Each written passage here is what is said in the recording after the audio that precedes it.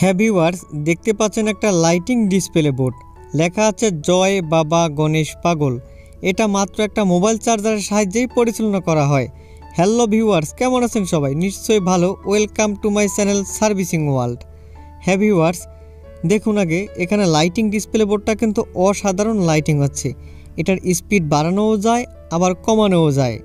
আর আসল ব্যাপার হচ্ছে এত বড় একটা ডিসপ্লে বোর্ড মাত্র একটা মোবাইল চার্জারের সাহায্যেই পরিচালনা করা হয়। আসলে শুনতে খুব অবাক লাগছে, আসলে এটাই বাস্তব। আপনারা ভিডিওতে দেখতে পাবেন একটা মোবাইল চার্জারের সাহায্যে আমরা এই ডিসপ্লে বোর্ডটা পরিচালনা করতে পারি। আর অনেক সুন্দর আলো দিবে, রাত্রবেলা কিন্তু অনেক সুন্দর লাগে, যা আপনারা ভিডিওতে দেখতে পাচ্ছেন। তাই দেরি না করে আজকের ভিডিওটা আমরা শুরু করি। চলুন ভিডিওতে যাওয়া যাক। দেখতে পাচ্ছেন একটা প্লাইউডের উপরে এই লাইটিংটা তৈরি করা হয়েছে। চারপাশে আমরা এলইডি বাল্ব দিয়েছি। আর এই যে জয় বাবা গণেশ পাগল, এখানে দুই কালারের বাতি ব্যবহার করা হয়েছে। একটা দেখতে পাচ্ছেন লাল, একটা বাতি দেখতে পাচ্ছেন নীল। তো অবশ্যই এই প্রত্যেকটা বাতির কানেকশন মানে এক একটা অক্ষর, যেমন জয় বাবা গণেশ পাগল, এরকম আলাদা আলাদা অক্ষরগুলো প্রত্যেকটার পজিটিভ একদিকে আর প্রত্যেকটার নেগেটিভ একদিকে করে আমরা প্যারালাল সংযোগ করেছি। মানে সবগুলোর প্লাস প্লাস এক, আবার মাইনাস মাইনাস এক।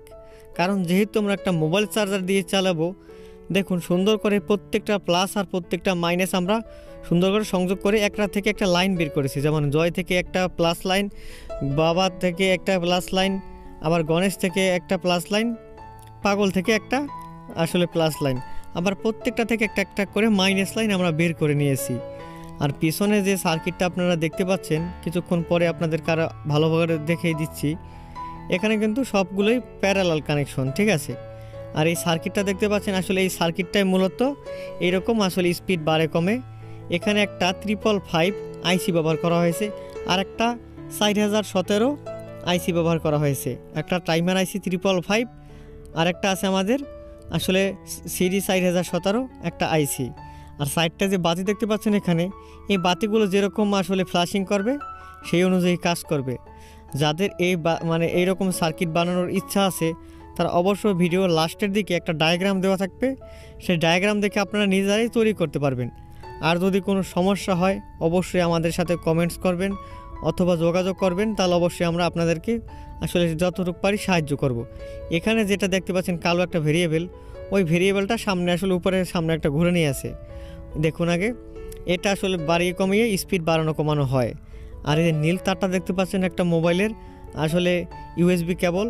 এই ইউএসবি কেবল দিয়ে কিন্তু আমরা আসলে মোবাইল চার্জার দিয়েই এই ডিসপ্লে বোর্ডটা আসলে লাইন দিয়ে পরিচালনা করতে পারি। তো অসাধারণ কিন্তু একটা লাইটিং। এটা আগে রং করা হয়েছিল, রং করার পরবর্তীতে সুন্দর করে আসলে এলইডিগুলো বসিয়ে তৈরি করা হয়েছে। দেখুন এখানে কিন্তু সেই ডায়াগ্রামটি। তো স্ক্রিনশট দিয়ে নেবেন সবাই। আর আমাদের ভিডিওটি যদি আপনাদের ভালো লেগে থাকে তাহলে অবশ্যই একটা লাইক কমেন্টস করতে ভুলবেন না। আর চলে যাচ্ছি আজকের পর্বে। নতুন কোনো পর্ব নিয়ে আপনাদের সামনে আমরা আবার হাজির হব। ততদিন আপনারা ভালো থাকুন, সুস্থ থাকুন। ধন্যবাদ সবাইকে।